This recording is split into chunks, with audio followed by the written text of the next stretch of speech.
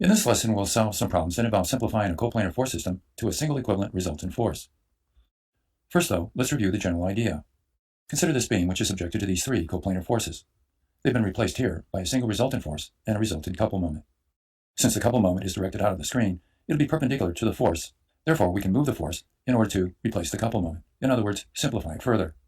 We'd have to move the force to the left here, a distance d of which we don't know, but it would have to be such that the moment of the force around point O will equal our couple moment. And we can calculate this distance d, and also the force components of our resultant, by satisfying these three equations. And so we'll use them now to solve some problems. We'll begin with this one. We want to simplify this force system to an equivalent resultant force and specify its position measured from point O here on the beam. Let me show you the three unknowns, the two unknown components of the resultant force, and of course the distance d. In order to get our unknowns in, we have to apply our key equations. And to do that, I'm first going to resolve our forces into their x and y components. Now let's apply the equations. And so summing forces in the x direction, we have minus 5 times 4/5. We also have plus 2 times the sine of 30 degrees. If you work this through, you get the result of minus 3 kilonewtons. Now we'll sum in the y direction. We have minus 5, and that's multiplied by 3/5. And finally, minus 2 times the cosine of 30 degrees. And this gives us a value of minus 4.732 kilonewtons. I can find the resultant force by adding the components. Notice minus 3 has to go this way to the left and not to the right the way we assumed it. And the minus 4.732 has to go downward and not up as we assumed. To find this result, of course, we use Pythagorean theorem. The square root sum of the squares of this squared plus this squared, and we get 5.60 kilonewtons. Now let's carry the solution further. And we'll show our beam with our two force components acting on it, and we'll set the moment of these two force components around point O equaling the moment of the force components over here about point O. So applying our moment equation, we see that the moment of this force component is 0 about O, and we only have to worry about this one. And so we write this as minus 4.732, and it's multiplied by our unknown distance d, and we set it equal to, first the moment of this component, which is minus 5 times 3/5, and the moment arm there, of course, is 2.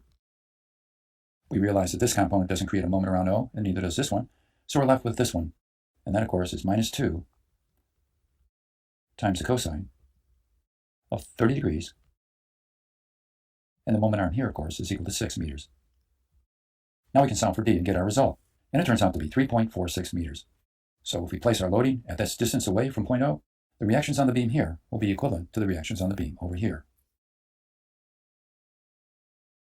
All right, now consider doing this one. We want to simplify this coplanar force system to a single resultant force acting on the member and find its location measured from point O. So let's show the member again with the three unknowns.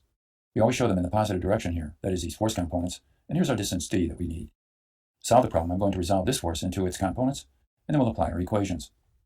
So summing forces in the x direction, to get our force resultant in the x direction, we have 50 times 4/5. And of course we also have plus 30. When you do the calculation, you get the answer of 70 newtons. Now let's sum in the y direction. Doing that, we have minus 100, minus 50, times 3/5,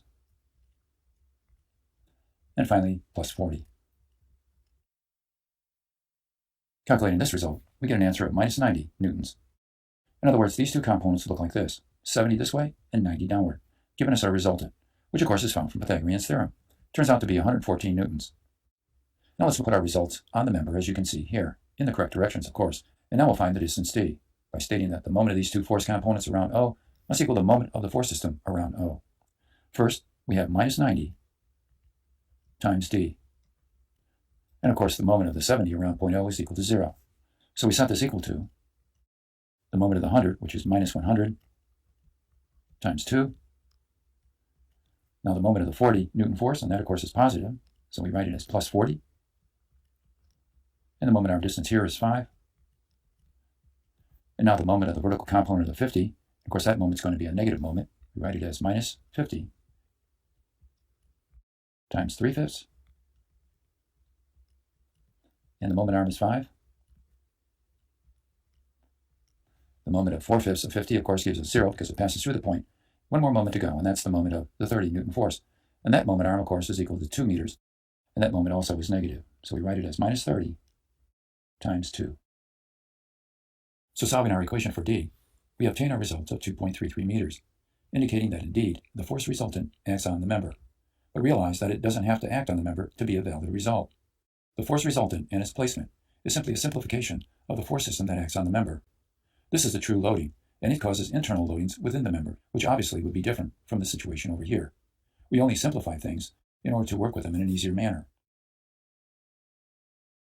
So now we come to our final problem. And in this case, we want to simplify this force and couple moment system to an equivalent resultant force and specify its position measured from point O. Notice that the couple moment is perpendicular to the forces. It acts into the screen. And we can simplify this to a single resultant force because of that reason. So we'll look at our beam again with our three unknowns, the x and y components of the resultant force along with the placement of the force, a distance d away. And again, we put these in the positive directions. Now let's go ahead and we'll replace this force by its components, and we'll apply our three equations and get our results.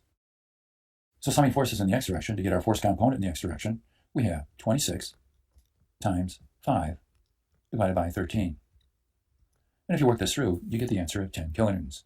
Now let's sum in the y direction. And there we have minus 30,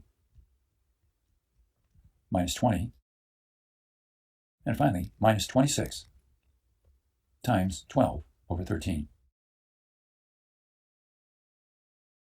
Working this out, we get an answer of minus 74 kilonewtons. In other words, these two components are directed like this. Minus 74 means it goes downward, and of course plus 10 means it goes to the right. We find our resultant force by Pythagorean theorem, and it comes out to be 74.7 kilonewtons. Now let's use the results and put them on our beam, as you see here, and we'll find our distance d. The moment of these two force components around O must equal the moment of the force system and the couple moment around point O. So applying our key equation, as you see down here, we have the following. First, minus 74 times d. Realize that the 10 kilonewton force doesn't create a moment around O because it passes through the point. And so we set this equal to, first we have minus 30 times 2. We also have minus 40, that's our couple moment. And then we have minus 20 times the moment arm for it, which is 4. And finally we have minus 26 times 12/13. And the moment arm here, of course, is equal to 6. Working this out for distance d, we get 4.38 meters. And that's the location of our resultant force on the beam. And when it's placed there, obviously the support reactions here and here will be the same as they will be over here. And the systems are equivalent. And so having completed the problem, now we'll end our lesson.